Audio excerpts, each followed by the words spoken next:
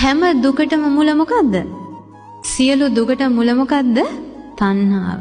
අපි මේ දුක් විඳින්නේ, සුසුම් හෙලන්නේ, ශෝක කරන්නේ, අඬන්නේ, වැළපෙන්නේ, පපුවට අත් ගහ වැළපෙන්නේ හැමදේම මොකක් නිසාද? තණ්හාව නිසා. තණ්හාව නිසා තමයි අපි ආය උපදින්නේ. නේද? හරි ලස්සන සිදුවීමක් බුදුරජාණන් වහන්සේ වැඩ ඉන්න කාලේ සිද්ධ වුණා. බුදුරජාණන් වහන්සේ භික්ෂු සංඝයා සමග රජගහ නුවර පිණ්ඩපාතේ වැඩියා. පාරේ පිණ්ඩපාතේ වඩිනකොට බුදුරජාණන් වහන්සේ ඉදිරියෙන් මඩ තවරාගත්ත, අසූචි ගාගත්ත ඊරි පැටික්කියක් බුදුරජාණන් වහන්සේ ළඟින් දුවගෙන ගියා. වඩින පාර හරහට මොකෙද පැන්නේ? ඊරි පැටික්කියක්. මේ ඊරි පැටික්කි දැකපු බුදුරජාණන් වහන්සේගේ මුවඟට සානුකම්පිත හිණාවක් ඇති පහළ වුණා. බුදුරජාණන් වහන්සේ සිනහ පහළ වුණ වග ඒ දන්ත ධාතුන් වහන්සේලාගෙන් විහිදෙන සුදු බුදු රැස් සිරස වටා පැදගුණු කරලා අතුරුදහන් වෙලා යනවානේ. මේක දුටුවා බුදුරජාණන් වහන්සේට පසුපසින් වැඩිය ආනන්ද ස්වාමීන් වහන්සේ. ආනන්ද ස්වාමීන් වහන්සේ ආනවා ස්වාමිනී භාග්‍යතුන් වහන්සේ ඇයි ඔබ වහන්සේ හිනා පහල කරේ කියලා. භාග්‍යතුන් වහන්සේ වදාරනවා පින්වත් ආනන්ද ඔබ දැක්කද මේ අපේ ඉස්සරහින් මඩ ගාගෙන අසූචි කකා දුවපු ඊරි පැටික්කි දැක්කද කියලා අහනවා. ස්වාමිනී දැක්කා. පින්වත් ආනන්ද අද මේ අසූචි කකා මේ ඊරි පැටික්කි මෙහෙම හිටියට මෙයාගේ සසරේ දිග කතාවක් තියෙනවා. මේ ඊරි පැටික්කි කලින් ජීවිතයක කකුසඳ බුදුරජාණන් වහන්සේ මේ ලෝකෙට පහළ වුණ කාලේ මේ ඊරි පැටික්කි කිකිලියක්. මොකෙද්ද? කිකිලියක්. මේ කිකිලි හිටපු තැන ස්වාමීන් වහන්සේලා වැඩ සිටි ආරාමයක් තිබ්බා. මේ ආරාමේ නිතර මේ සංඝයා එකතු වෙලා ධර්මය සජ්ජායනා කරනවා. ධර්මය සජ්ජායනා කරනකොට අපි හිතන්නේ මිනිස්සුන්ගේ විතරයි හිත පැහැදෙන්නේ කියලා. නෑ. හිත පැහැදෙන තිරිසන් සත්තු පවා ඉන්නවා. අර කිකිලි කෑම හොයා යනකොට අර ආරාමේ ළඟින් යනකොට අර මිහිරට සජ්ජායනා කරන ධර්මය මේ කිකිලිට ඇහෙනවා. අර්ථ වටහා ගන්න පුළුවන්ද? අර්ථය ගන්න බෑ. හැබැයි අර ශබ්ද රසයට හිත පැහැදුනා. ශබ්ද රසයට හිත පැහැදුනා. කිකිලිගේ හිත පැහැදුනා. ඒ පැහැදුන හිත නිසා මේ කිකිලි මැරිලා මරණින් මත්තේ එයා රජ පවුලක ඉපදුනා. කිකිලි දැන් කවුද?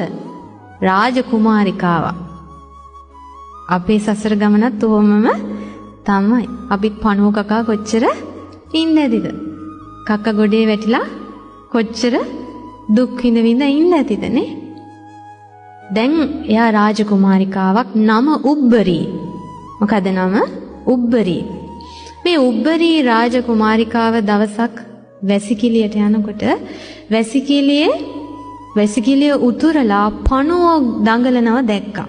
වැසිකිළි වලේ පණුව දැකලා මේ කුමාරිකාවගේ හිතේ එකපාරටම අසුබ සංඥාව, අසුබ භාවනාවේ අසුබ සංඥාව හොඳට හිත පිහිටියා. මේකම සිහි කර මේ අසුබ භාවනාවම වඩා මේ කය ආදීනව සිහි කර පළවෙනි ධානය ඉපැද්දුවා. විතක්ක විචාර ප්‍රීති සුඛ ඒකාග්‍රතා සහිත පළවෙනි ධානය උපදවා ගත්තා.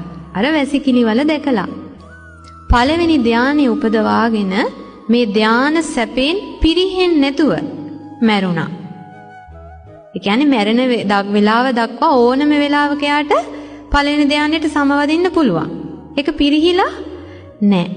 ඒ පළවෙනි ධානයෙන් නොපිරිහි මිය ගියපු නිසා අර කිකිලි ඊට පස්සේ උබ්බරී දැන් ඉපදුනා බඹලොව. කොහෙද ඉපදුනේ? බඹලොව. විරාගී බඹලොව ඉපදුනා. බ්‍රහ්ම රාජයන් අතර බ්‍රහ්මෙක් වෙලා ඉපදුනා. දැන් බඹලොව ඉපදිලා අර සමාධියෙන් හිටපු නිසා ඒ රැස් කරගත්ත සංස්කාරය ගෙවිලා යනවනේ. ගෙවිලා ගියා. කල්පයක් හෝ දෙකක් හෝ ඒ බඹලොව ඉඳලා ඒ ආයුෂ ගත වෙලා අවසන් වෙලා ආයෙ මැරිලා ගිහිල්ලා බලන්න තණ්හාවේ ස්වභාවය ඊරි පැටික්කියක් වෙලා ආයෙ ඉපදුණා තිරිසන් ලෝකේ. බඹලොව ඉඳලා කෙලින්ම ආවේ කොහාටද? තිරිසන් ලෝකෙට. ඒ තිරිසන් ලෝකෙත් සැප පහසු ජීවිතයක් නෙමෙයි. ඊරි පැටික්කියක් වෙලා ඉපදුණා. තින් බුදුරජාණන් වහන්සේ වදාන්නා පින්වත් ආනන්ද බලන්න මේ හිතේ තියෙන නීච ස්වභාවය. බලන්න මේ උපදින්න හිතේ තියෙන ආසාව තෘෂ්ණාව අපිව මේ සසරේ කොයි තැන්වලට ගෙනියනවද? පින්වත් ආනන්ද අපේ මේ ජීවිත හරියට ගහක් වගේ කියනවා. අපේ ජීවිත මොකක් වගේද? ගහක් වගේ.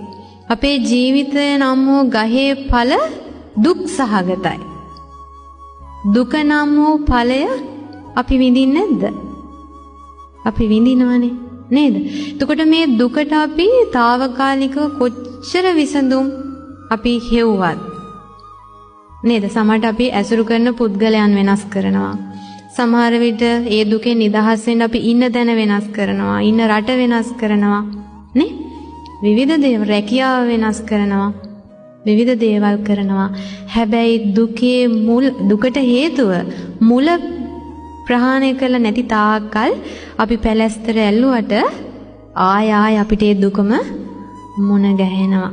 ඒක හරියට බුදුරජාණන් වහන්සේ වදාරනවා ගහක මුදුන් මුල තියෙද්දි මේ ගහ කපන්න ඕනි මේ ගහ විනාශ කරන්න ඕනි කියලා කඳෙන් කොච්චර කැපුවත් ආය මොකද වෙන්නේ? දලු දානවනේ. ඒකට හේතුව මොකද්ද? ගහේ මුල තියනවා හොඳට. එහෙනම් අපේ ජීවිතේ නම් වූ ගහේ මුල මොකද්ද? තෘෂ්ණාව. මොකද්ද? තෘෂ්ණාව. තෘෂ්ණාව කියන මුල හොඳට පොළවට අල්ලලා තියෙනවා. අපි එතකොට මේ දුකට විසඳුම් කොයිතරම් බාහිර ලෝකයෙන් පරිසරයෙන් හෙව්වත් හරියට අර ගහේ කඳ කපලා දැම්මා වගේ පොඩි කාලයකට කෙටි කාලයකට අපිට විසඳුමක් ලැබෙයි. හැබැයි ආයෙමත් දුක කියන දලු දානවා. දුක දලු දදා ඵල හටගෙන අපිට දුක උරුම කරලා දෙනවා. එහෙනම් මේ දුක නම් වූ අපේ ජීවිතය සහ මුලින්ම මේ දුකෙන් නිදහස් වෙන්න නම් අපි මොකද කරන්න ඕනේ? මොකද කරන්න ඕනේ? මුල කඩලා දාන්න ඕනේ. මුල මොකද්ද? තෘෂ්ණාව. තෘෂ්ණාව නම් මුල ගලවලා වීසි කරලා දාන්න ඕනේ.